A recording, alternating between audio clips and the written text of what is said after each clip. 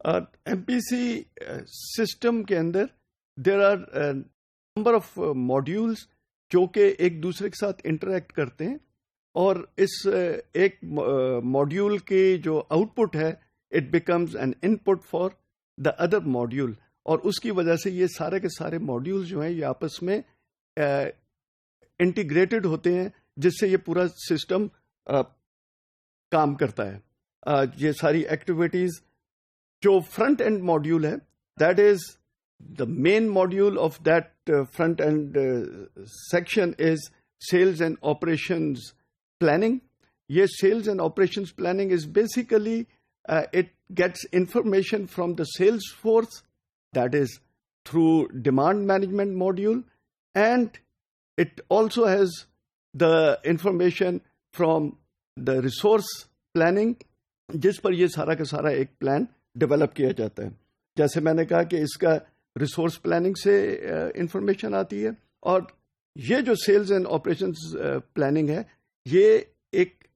Aggregate term کے اندر ہم اس کے اندر پلاننگ ڈیولپ کرتے ہیں. ایگریگیٹ ٹرم سے مراد ہے کہ ایک پروڈکٹ ہے، اس کی کئی لیٹ سے ماڈیولز ہیں، کوئی 20 ڈفرینٹ ماڈلز ہیں، اور وہ جو ماڈلز ہیں ان کو ہم نہیں یوز کرتے پلاننگ کے اندر، بلکہ ہم اس ایک پروڈکٹ کو ایز اے سوڈو پروڈکٹ لے کر اس کے بارے میں پلاننگ کرتے ہیں. فار ایگزامپل کارز ہیں، کار کے ڈفرینٹ ماڈلز ہوتے ہیں، ماڈلز کے حساب سے پلان نہیں ہوگا بلکہ ایز اے کار کہ جی 80,000 کارز پر ایئر پروڈیوس کرنے ہیں، اور اس بیسس کے اوپر یہ sales and operations planning develop ہوتا ہے. اس کے اندر جو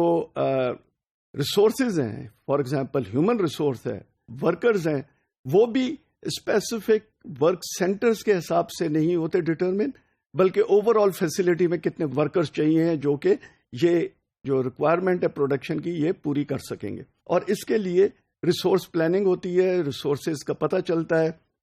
ڈیمانڈ مینجمنٹ سے انفارمیشن آتی ہے. اب ڈیمانڈ مینجمنٹ سے forecasting is one thing جو کہ پرووائڈ کی جاتی ہے. اس میں جو مارکیٹنگ والے اگر کسی منتھ کے اندر کوئی پروموشنز وغیرہ کر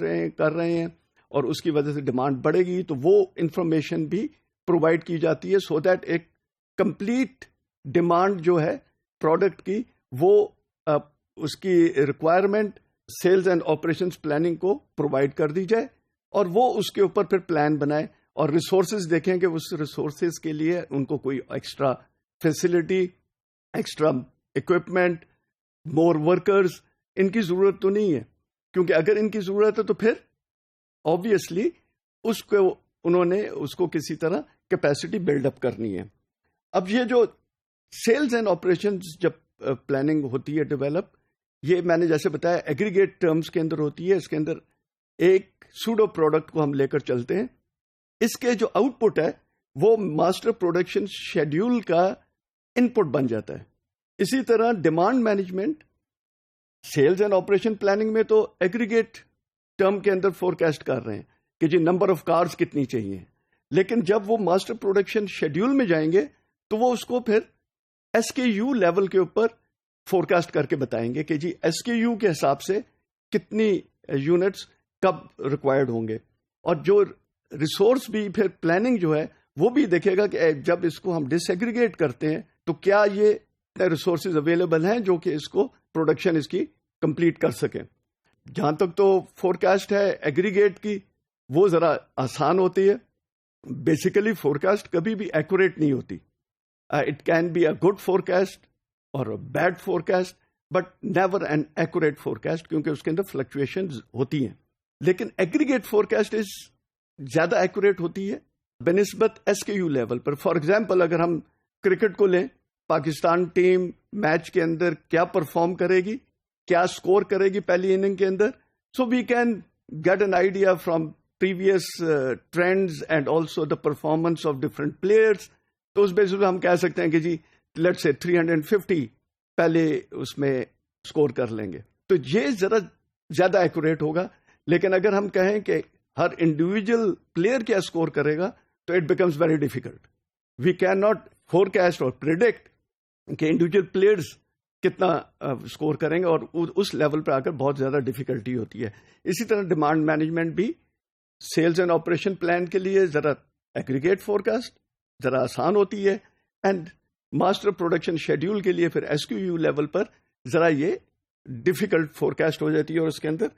اتنی زیادہ ایکوریسی نہیں ہوتی. اور یہ جو پورا سیکشن ہے، this is what we call front end of M P C system. Master production schedule,